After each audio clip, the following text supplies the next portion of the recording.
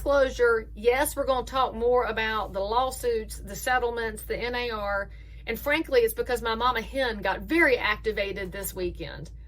I had the opportunity, y'all, to speak at a commencement ceremony for some high school seniors. And not just any high school seniors. This was a group of homeschool kids who have not just finished their high school work, but seriously achieved. You have kids in this class that are going on to play collegiate sports. You have some going to four-year school, some going into the trades and vocations, some graduating with highest honors, and frankly, all of them valedictorian in their class, which that was their joke, and I thought it was hilariously awesome. But I was so inspired meeting these young people, hearing what their dreams are. And then, you know what really activated my mama hen was that two of them said they saw a future for themselves in real estate.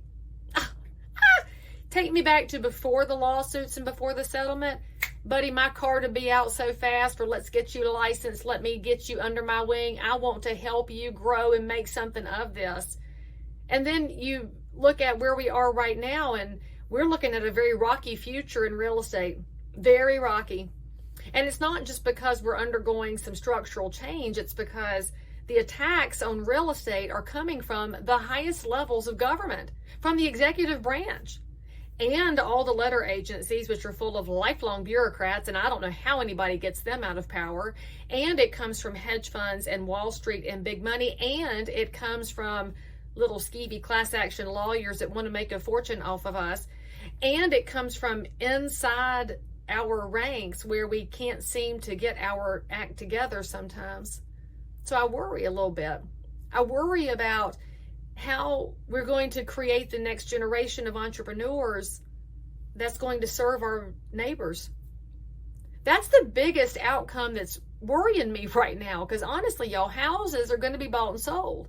And those of you that are long in the tooth like me, our phone's going to ring because we know exactly how much we bring to the table. We know our depth of experience and our knowledge, and we love putting it to bear for the public. But what happens to that 19-year-old who wants to make a go of it?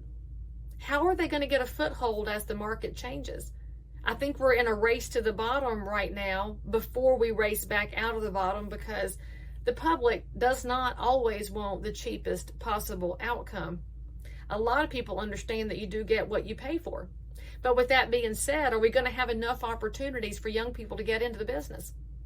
I think we'll see some opportunities, but I worry about how they'll be able to get integrated in a world that seems to be stacked against the American dream right now. I don't know why. I mean, I have some theories as to why real estate is the primary target right now. I just don't hear us talking enough about it. When I hear realtors talk, we fuss a lot amongst ourselves about what leadership has or hasn't done. That's not going to change anything. And then we fuss amongst ourselves about what happens to our personal business. And frankly, the good agents, I think, have a good plan together. And the ones who are not paying attention don't even know this video is happening and won't know anything until it hits them broadsided. Consumers are hearing one set of information because the mainstream media has one set of talking points, and they may or may not be hearing from their favorite local realtor, because it depends, again, on how that person is dialed in. There is so much confusion and unrest out there. I personally think that you can look at all of these forces arrayed against realtors and against residential real estate. You can boil it down to the fact that one of the primary tenets of Marxism is the abolition of private property. Now, you might or might not agree with me that we are on a march as a culture towards Marxist tendencies, but you can look at what is in writing from Marxists themselves, and you have to get rid of private property. So is the attack on real estate one of the gateways to make that happen? Pay attention. And I'm not telling you to do anything or vote any one way or support any one thing or the other. I'm asking you to pay attention and ask better questions. And primarily got to ask yourself, why is it that there are so many people acting like realtors have caused the problems of the world? We haven't. When we talk about the fact that housing has become wildly unaffordable in so many markets, that's not the realtors who've done that. That comes from being 10 years behind on building permits. The 10 years behind on building permits stems from a very tight capital market for builders caused by the Great Recession when so many good builders went under, and caused by over-regulation on the local and state level, and by neighbors who talk a good game about affordable housing but sure do fuss when anything comes near them that isn't super swanky and gated. You have those forces arrayed on the supply side, and on the demand side, we have millions of people in the country who are seeking housing right now who weren't here a few years ago, and be agnostic about that. Just say, all right, so we have all these millions of new people. Where are they going to go? So you have a supply side issue and you have a demand side issue. And then we have a federal government that has printed money nonstop for the last few years because they subscribe to this terrible economic theory called modern monetary theory, which is completely false to its core. So all this printed money has caused a lowering of the value of the dollar, which means it takes more dollars to buy things. That's what inflation is. You're experiencing at the grocery store too, but it's hitting housing as well. So you look at all of those factors. How is it that we cause that? I didn't print the money. I didn't deny any permits. I didn't bring any extra people into this country. I brought 2 into this world, and I haven't taken them out, but they're now going to be productive members of society. That being said, why are the attacks on realtors if there's all these other forces at play? You've got to ask yourself this.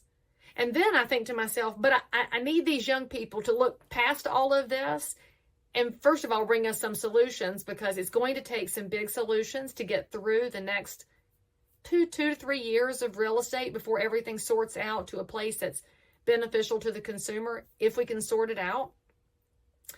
But primarily we need these young people, because some of y'all, and I'm not calling names because I can't see you through the camera, some of y'all are not spring chickens.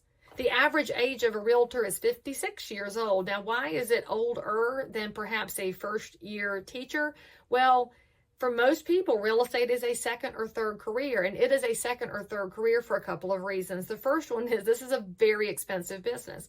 It's inexpensive to get in on the front level of capital, the cost of your licensing exam, the cost of joining the association if you so choose, the cost of joining your multiple listing service where we have an amazing data opportunity to work with each other to benefit the consumer. That does cost some startup money, but the bigger cost is in the delays between when you get started and when you may get compensated. And when you're in real estate for the first few years, sometimes you get paid and sometimes you don't, and a lot of times you don't, and even more times you don't. And then you get paid and it feels great, and then we're back to the bottom again. And so you go through this wild roller coaster, and it does take time to smooth things out. Well, if you're 23, it's harder to go through that because you probably don't have a financial cushion built up. That means we see older folks in real estate because they had to work themselves to a position to where they could get in. And frankly, for some folks, it's about getting enough confidence up to take a leap and believe in themselves. Because real estate is a micro entrepreneur business. The media keeps making us out to be this giant cartel. We're not a cartel. We're not even a monolith in any way, shape, or form. The only thing we really have in common is that we have a duly issued licensed pocket card from our state authority. And for many of us, we belong to our trade association, which makes us realtors, able to use the R with a little R in a circle up in the corner. After that, the comparisons kind of end because we each build a business in our own unique way, serving different communities in the ways that those communities want to be served, because America itself is not a monolith. That's one thing that's beautiful about this business. There truly is a place for each person that gets in if they're willing to work hard and carve it out. So when you think about how hard it is to get established, how easy it is to get in, the hard part is staying in. Again, we're not the bad guys here. If you would talk to realtors in your community, and especially if you are a consumer who landed on this video for some reason, I want you to ask yourself, why is it that the mainstream media wants to trash micro entrepreneurs, stand on top of a profession that is primarily women, where you have a lot of single moms that make a go of it, where you have people in their second and third career that have finally gotten enough confidence up to give it a shot, and they've gotten a financial cushion where they can give it a shot. Why are we the bad guys?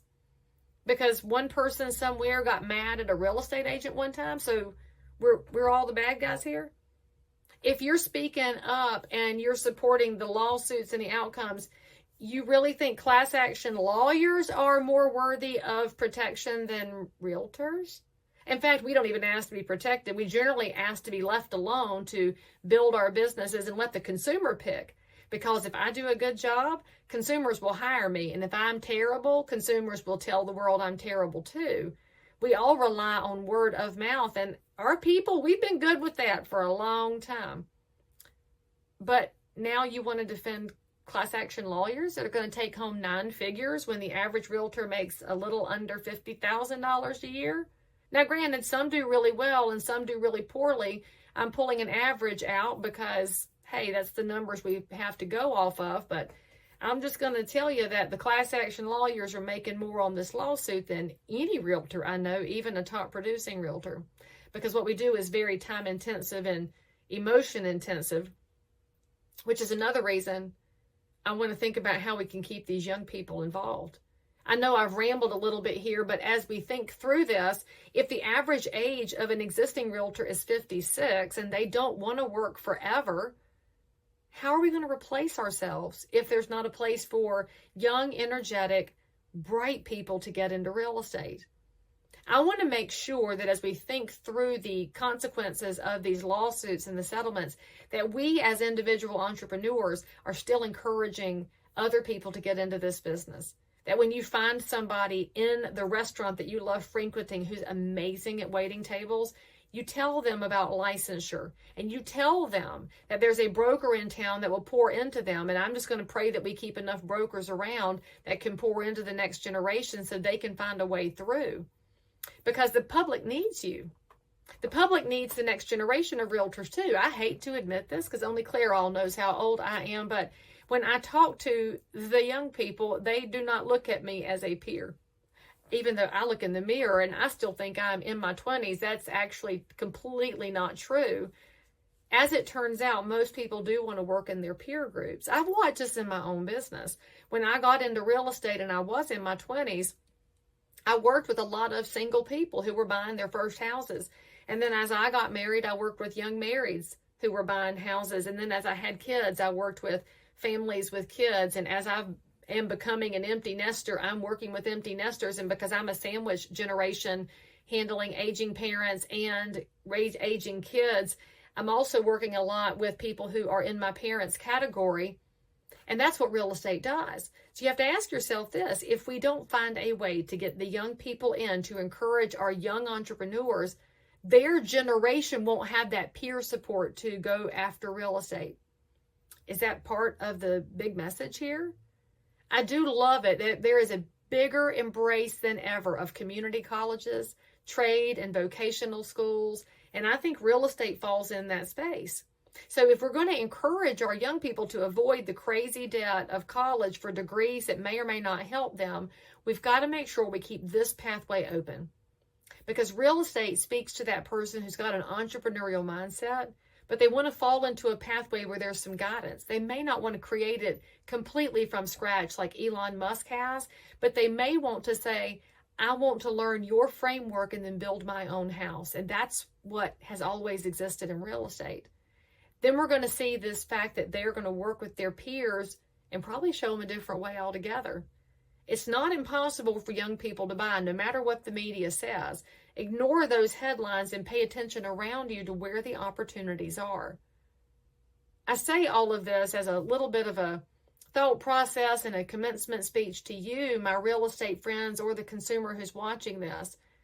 Encourage this next generation to consider real estate. Encourage them to think about how they could get in that pathway of buying a property sooner than they think. If we would talk more about duplexes, triplexes, and quads, we could maybe get them to think about that FHA loan as a real beginning to their empire. We can get people to think about why there might be more yeses from local zoning if it's the kids and grandkids of those grumpy neighbors who want to buy those duplexes, triplexes, and quads. This is a multi-layered situation we're dealing with, which means there's multiple layers of answers. And as for me, speaking for the medium-aged Gen Xers, I do think that the next generation may have an energy that we need and answers that can help us all solve the problems that have been cast upon us, because at its core, the American dream is absolutely worth preserving, and it's both sides of the American dream. It's the houses that people buy, and it's the realtors who help them get there. Let's take care of the profession so the profession can take care of the people. Now, what else do you think is going on with these lawsuits? You with me in the hyper-informed category? Drop me something in the comments, hit me up with a question, and let's just keep talking about it.